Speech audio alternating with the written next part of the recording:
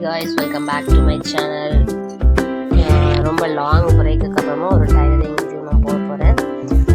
என் பாப்பாவுடைய ஸ்கூலோட டீச்சர் வந்து எனக்கு இந்த ப்ளவுஸ் கொடுத்தாங்க ஸ்டிச் பண்ண. இதோட லைனிங்லாம் இது கொண்டு கொடுத்தாங்க. இந்த கலர் எதுக்காக கொடுத்தாங்க அப்படின்னா, இதை வச்சு நான் ஒரு பேட்ச் ஒர்க் பண்ணேன். இது என்ன பேட்ச் ஒர்க் அப்படின்னா, அவங்களுடைய ஓல்டு ப்ளவுஸ் ஒன்று மாடலில் இருந்துச்சு. அந்த ப்ளவுஸை இந்த ப்ளவுஸ் தான் இந்த ப்ளவுஸ் மாடலில் ஸ்டிச் பண்ணி கேட்டாங்க. பேக்கில் வந்து எப்படி இருந்துச்சு. ஸோ இதை நான் வந்து கொஞ்சம் ரீக்ரியேட் பண்ண போகிறேன். அதே நேரத்தில் ஃபினிஷிங்லாம் எப்படி இருக்குன்னு பாருங்களேன். குறை சொல்லக்கூடாது தான். பட் நான் இதை வந்து நானும் இந்த மாதிரி மிஸ்டேக்ஸ்லாம் நிறைய பண்ணினேன் தான். ஸ்டிச் பண்ணும்போது அந்த கைக்கு வந்து இது வந்து வெளியில் தெரியாமல் ஸ்டிச் பண்ணணும். நானும் இந்த மாதிரி தான் ஸ்டார்டிங்கில் பண்ணிகிட்டு இருந்திருக்கேன். ஸோ சேம் மிஸ்டேக் தான் இவங்களும் பண்ணியிருக்காங்க. இது ஓல்டு ப்ளவுஸுங்கிறதுனால நம்ம எதுவும் சஜஷன் சொல்ல முடியாது. ஸோ இந்த ப்ளவுஸுடைய மாடலை நான் என்ன பண்ண போகிறேன்னா, இந்த ப்ளவுஸ்க்கு நான் ஸ்டிச் பண்ணணும் வித் அந்த கோல்டன் பேட்ச் ஒர்க்கோட. ஓகேவா? இதை நீங்கள் என்ன செய்ய போகிறீங்க அப்படின்னா பார்க்க போகிறீங்க. இப்போ நான் என்ன பண்ணியிருக்கேன்னா, ப்ளவுஸ் பிட்டையும் இந்த எக்ஸ்ட்ரா கிளாத்தையும் நான் இந்த மாதிரி செஞ்சு வச்சுருக்கேன் ஹேண்டுக்காக.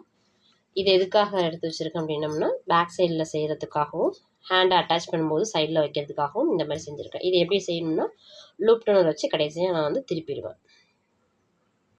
இப்போ நான் என்ன செஞ்சுருக்கேன்னா, இதெல்லாம் ஸ்டிச் பண்ணிட்டேன். இப்போ ஸ்டிச் பண்ணதை லூப் டர்னர் மூலயமா நான் என்ன செய்யணும் அப்படின்னா திருப்ப போகிறேன். லூப் டர்னர் வாங்கினது ரொம்ப யூஸ்ஃபுல்லாக இருக்குது. இல்லைனா ஒவ்வொரு தடவையும் யோசிச்சுட்டே உட்காந்துருப்பேன். Loop turner is the best choice to make like this. சரி, ரொம்ப ஈஸியாக வந்துடும். அவ்வளோதான். இப்போ நான் ஸ்டிச் பண்ணுறதுக்கு திருப்பி வைக்கிறதுலாம் அவசியமே இல்லை. இந்த சைடில் ஒரு ஸ்டிச், இந்த சைடில் ஒரு ஸ்டிச், இந்த ரெண்டு சைடில் ஒவ்வொரு ஸ்டிச் போட்டேன்னா இது அழகாக அப்படியே பதிஞ்சிடும். இதை நான் செய்யும்போது முக்கியமாக இது எப்படி செய்யணும்னா, கிராஸ் கிளாத்தாக போடணும்.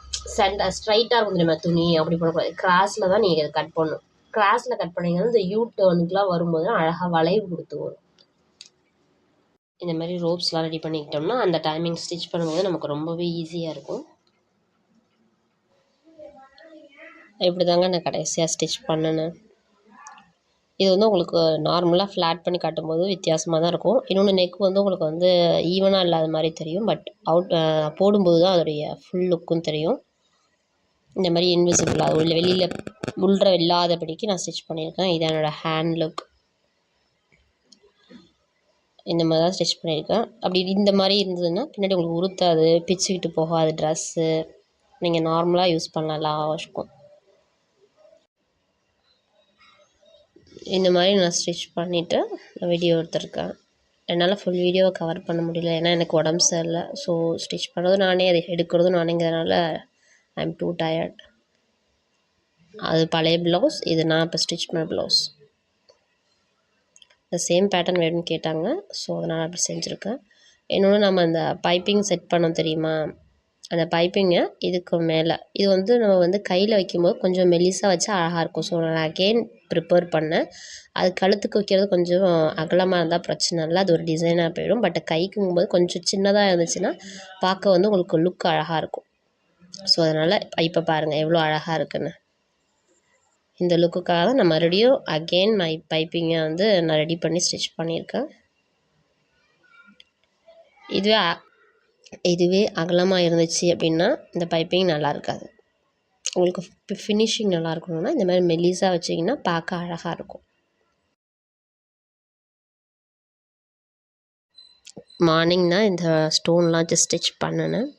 கைக்கு வச்சுருங்க பீட்ஸு, அப்புறம் இந்த ஸ்டோனு, இப்படி தான் ஸ்டிச் பண்ணினேன். கடைசியாக சைடில் ஒரு பார்க்க எம்டியாக இருக்கணும்னு ஸ்டோன்ஸ் வச்சு செஞ்சுருக்கேன். இதில் உங்களுக்கு ஒரு டிப்ஸ் தரணுன்னா, நீங்கள் எப்போதுமே ஸ்டோன்ஸோ ஏதாவது பீட்ஸோ ஒட்டுனீங்க ஃபேப்ரிக்கோடனா ப்ளீஸ் தயவு செஞ்சு ஆரிக்கு உள்ள கம்மை வாங்கி யூஸ் பண்ணுங்கள். அது கொஞ்சம் காஸ்ட்லி, பட் அது ரொம்ப நாள் உங்களுக்கு ஸ்டிஃபாக நிற்கும். ஏன்னா நீங்கள் வந்து ஒவ்வொரு தடவையும் துவைச்சி எடுத்திங்கன்னா கூட இது அந்தளவுக்கு சீக்கிரம் போகாது. நார்மல் க்ளூவில் வச்சிங்கன்னா 1 to 2 ஹவர்ஸ்க்குள்ளே என்ன ஆகிடும்னா அது உங்களுக்கு வெளில வந்துடும். ஸோ நான் மேக்ஸிமம் எதை யூஸ் பண்ணுவேன்னா ஆரி க்ளூ தான் யூஸ் பண்ணுவேன். ஸோ ஆரி க்ளூவை முடிஞ்ச வரைக்கும் யூஸ் பண்ணுங்கள். இந்த பீட்ஸ்லாம் வாங்கி வருஷக்கணக்காக ஆகுது பாருங்கள் எவ்வளோ அழகாக இருக்குது.